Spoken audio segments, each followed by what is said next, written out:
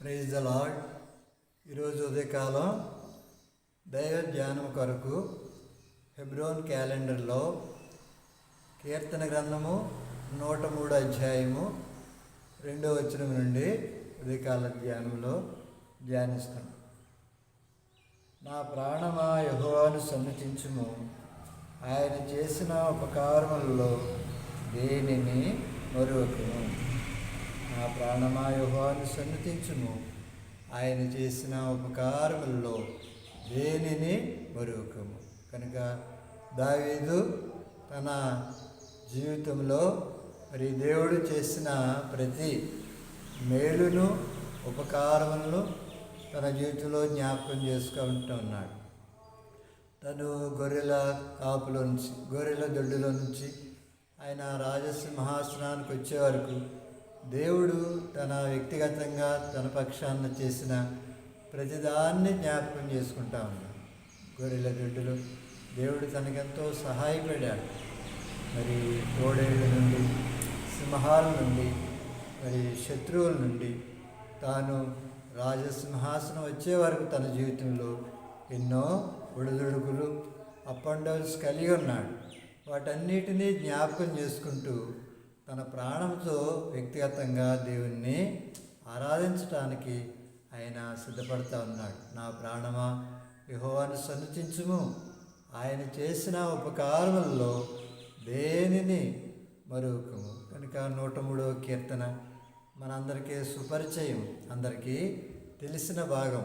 ఎక్కువగా మరి మందిరాల్లో, ఆరాధనా సమయాల్లో, మరి స్తుతి కూడికల్లో, మరి సండే స్కూల్ పరిచర్యలు ఎక్కువ విరివిగా ఈ కీర్తన ధ్యానిస్తూ ఉంటారు. మరి పరిశుద్ధాత్ముడు ఎంతో ఆలోచన కలిగి ఈ కీర్తనలో ఆయన రాసినట్లుగా మనం చూస్తూ ఉన్నాం. కనుక ఎంతో ఆధ్యాత్మికంగా మనం ఈ ధ్యానిస్తే మరి వ్యక్తిగతంగా దావీదు తన జీవితంలో చేసిన ప్రతి మేలును, ఉపకారములను జ్ఞాపకం చేస్తూ ఉన్నాడు. నా ప్రాణమా ఆయన చేసిన దాన్ని మరొకము, ఎన్నో ఉపకారములు చేసి ఉన్నాడు. ఇది కృతజ్ఞత తెలియజేస్తూ ఉంది. దావీదు జీవితంలో ఇంతగా హెచ్చించబడటానికి, ఇంతగా గణపరచబడటానికి తన జీవితంలో కృతజ్ఞత, ప్రతి చిన్న విషయంలో దేవునికి కృతజ్ఞత చెల్లిస్తూ ఉండేవాడు. అందుకనే తన జీవితము దేవుడు మరి ఎంతో ఘనముగా, ఎంతో హెచ్చించినట్లుగా మనం చూస్తున్నాం. దావీదు అంతకు హెచ్చించబడిను, సౌలు కుటుంబము అంతకంతకు నేరసిల్లబడిను. కారణం, సౌలు కూడా రాజే ఇశ్రాయేలుకి. అయితే తన కుటుంబము దినదినము నీరసించబడతా ఉంది. దావీదు కుటుంబము దినదినము వర్ధిల్లుతూ ఉంది. కారణము కృతజ్ఞత. దేవుడు చేసిన మేలును ఆయన జీవితంలో జ్ఞాపకం చేసుకుంటా ఉన్నాడు, కృతజ్ఞత కలిగి ఉన్నాడు. కనుక నా ప్రాణమని ఆయన జ్ఞాపకం చేసుకుంటున్నాడు. అదే లూకా సువార్తలో మరి 12వ అధ్యాయంలో మరి ఒక సంఘటన మనం చూస్తూ ఉంటాం. అక్కడ కూడా ఒక ధనవంతుడు, చాలా ధనవంతుడు, ఆ సంవత్సరం తన పొలము బహు సమృద్ధిగా పండిన ధాన్యం.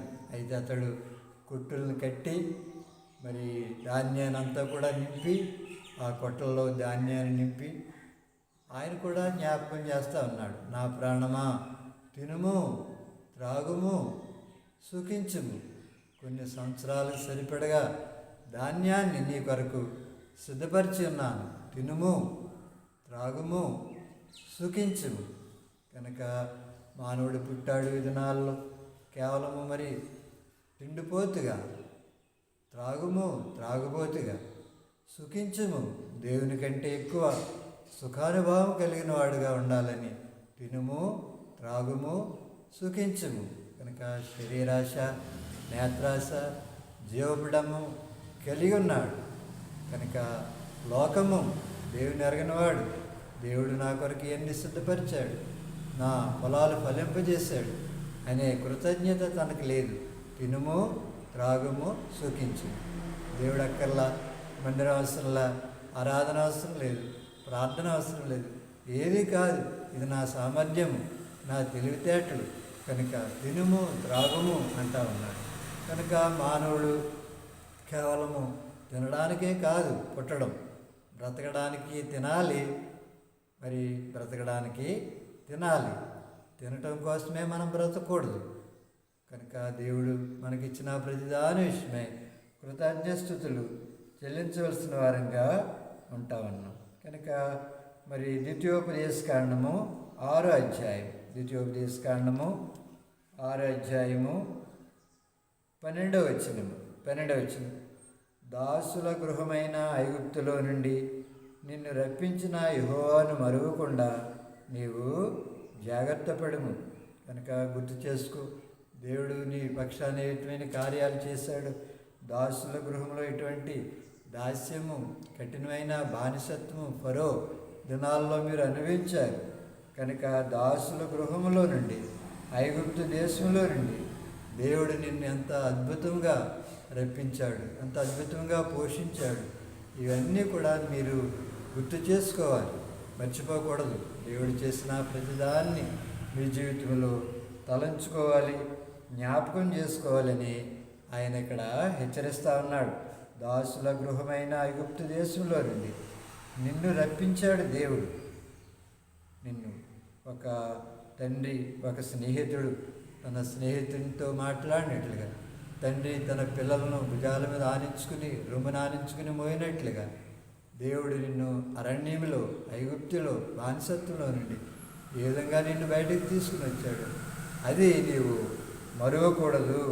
జాగ్రత్తగా ఉండు, జాగ్రత్త పడు, దాని విషయమే అని దేవుడు ఇక్కడ జ్ఞాపకం చేస్తూ ఉన్నాడు. ద్వితీయోపదేశకాండము 8వ అధ్యాయము 14వ వచనం. ద్వితీయోపదేశకాండము 8వ అధ్యాయము మరి 14వ వచనంలో కూడా ఇక్కడ జ్ఞాపకం చేస్తూ ఉన్నాడు. కనుక దేవుడు నీకు ఇచ్చిన ప్రతిదాన్ని, పశువులను, గొర్రెలను, బంగారమును విస్తారంగా నీకు విస్తరిస్తూ ఉన్నాయి.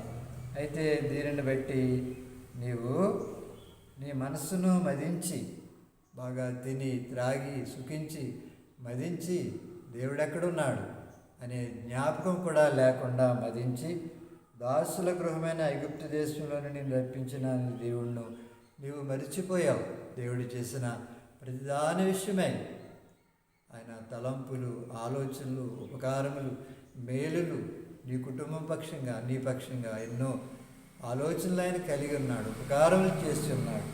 ఇవన్నీ కూడా నీవు మదించి నీ దేవుడైన యెహోవాను నీవు మరిచిపోయావు అని ఇక్కడ లేఖనాలు హెచ్చరిస్తూ ఉన్నాయి. ఆత్మీయంగా మన జీవితంలో దేవుడు చేసిన ప్రతి దాన్ని మనం ఆత్మీయులం, మనం ఆత్మ సంబంధమైన వారు, దేవుని హృదయం కలిగిన వారు. కనుక దేవుడు చేసిన కార్యాలను, మహత్కార్యములు మన పక్షాన్నే కాదు, ఇశ్రాయేలు పక్షంగా, ఈనాడు సమాజ పక్షంగా దేవుడు చేస్తున్న ప్రతిదాన్ని మన జీవితంలో నెమరవేసుకోవాలి. ఒక దినాన్న దేవుడు చేసిన ఈ కార్యాలు మన జీవితంలో కూర్చుని నెమరవేసుకుంటూ ఉండాలి. అదే కృతజ్ఞత. నీ వెండి, నీ బంగారము, నీ వస్తు వాహనాలు దేవుడికి అవసరం లేదు, కానీ దేవుడు చేసిన ప్రతిదాన్ని నీవు జ్ఞాపకం చేసుకోవాలని దేవుడు ఉదయకాలం నా జ్ఞాపకం చేస్తాను. ఆఖరుగా మరి ఆదికాండము 40వ అధ్యాయంలో ఒక భాగాన్ని మనం చూస్తూ ఉంటాం. అక్కడ మరి రాజు ఉన్నాడు, ఐగుప్తు రాజు. తన దగ్గర పానదాయకుడు, భక్ష్యకారుడు, ఉద్యోగులు ఉన్నారు.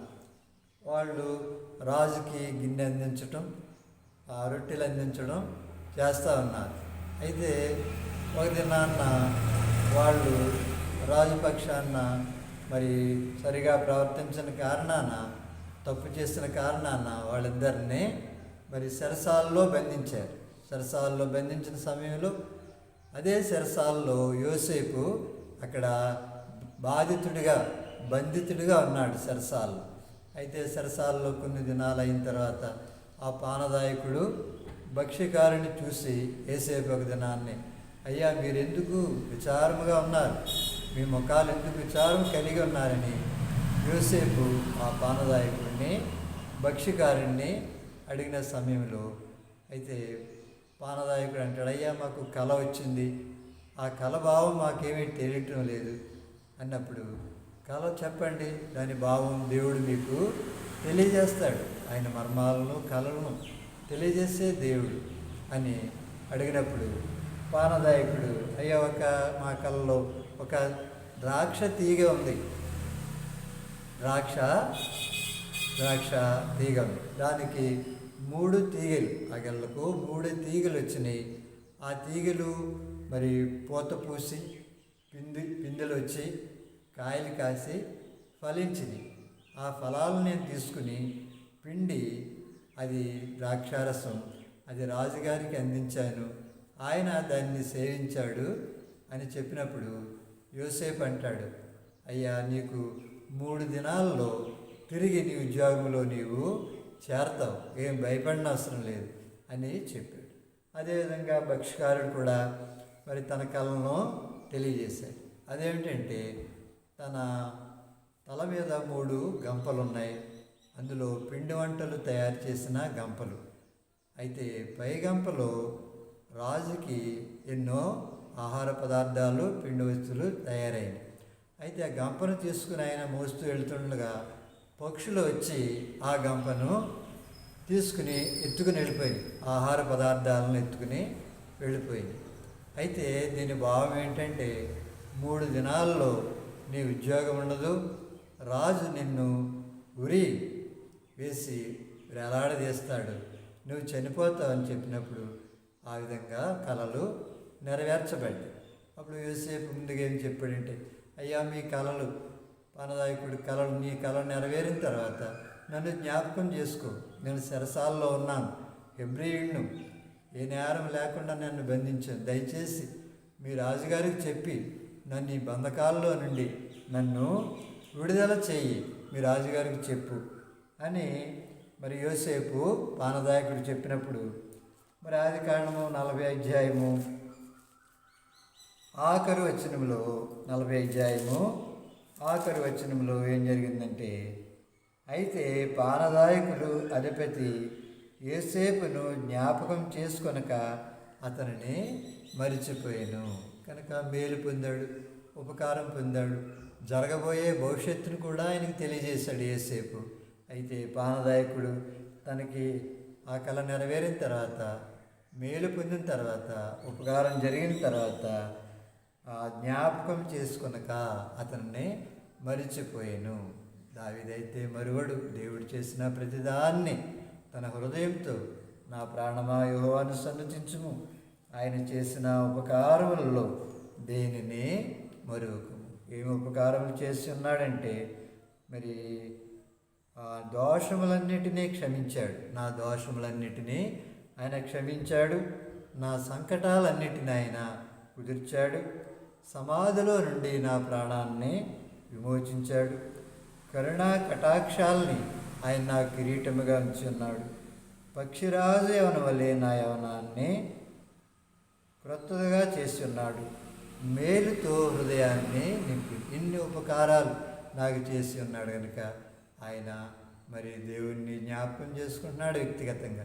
నా ప్రాణమా యెహోవాను సన్నుతించుము, ఆయన చేసిన ఉపకారములలో దేనిని మరువకుమని కృతజ్ఞత కలిగి దావీదు జీవించాడు. కనుకనే మరి అంతకంతకు తన కుటుంబము వర్ధిల్లుతా వచ్చింది.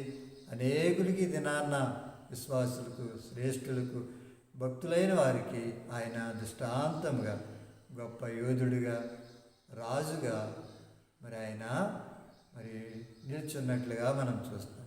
ప్రార్థన చేస్తాం. దయగల తండ్రి, ప్రేమగల ప్రభువా, మీ వందనములు స్తోత్రాలు చెల్లిస్తున్నాం. ఉదయకాల ధ్యానములు కీర్తన గ్రంథము 103 అధ్యాయము 2వ వచనం నుంచి ప్రభువా మీరు మాట్లాడిన ప్రతి లేఖన భాగాల కొరకై, ప్రతి తలంపు ఆలోచన కొరకే వందనములు స్తోత్రాలు చెల్లిస్తూ ఉన్నాం. ఎవరైతే ఉదయకాల ధ్యానంలో వారు వింటూ ఉన్నారు ప్రభా, ఉదయకాలం మీతో ప్రారంభించాం ప్రభా, మీరు ఇచ్చిన లేఖన భాగాలు ఎంతో శ్రేష్టమైనవి. వారు కూడా వారి జీవితాల్లో దేవుని పక్షాన, దేవుని ఎడల ప్రభా కృతజ్ఞత కలిగి వారి కుటుంబంలో చేసిన ప్రతిదాని విషయమై స్తుతి చెల్లించడానికి, కృతజ్ఞత కలిగి ఉంటాను.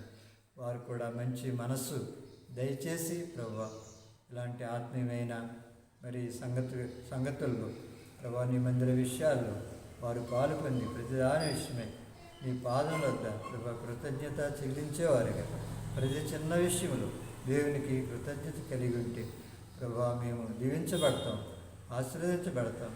అనే తలంపు ఉదయ కాలంలో మీరు ఇచ్చారు. ఈ ధ్యానం ఉంటున్న ప్రతి వారిని ప్రభా జ్ఞాపకం చేసుకుని ఆ విధంగా జీవించడానికి ప్రభా వారిని కూడా మరి సంసిద్ధులుగా చేయమని యేసు నామమున ప్రార్థించి వేడుచున్నాం తండ్రి. ఆమేన్.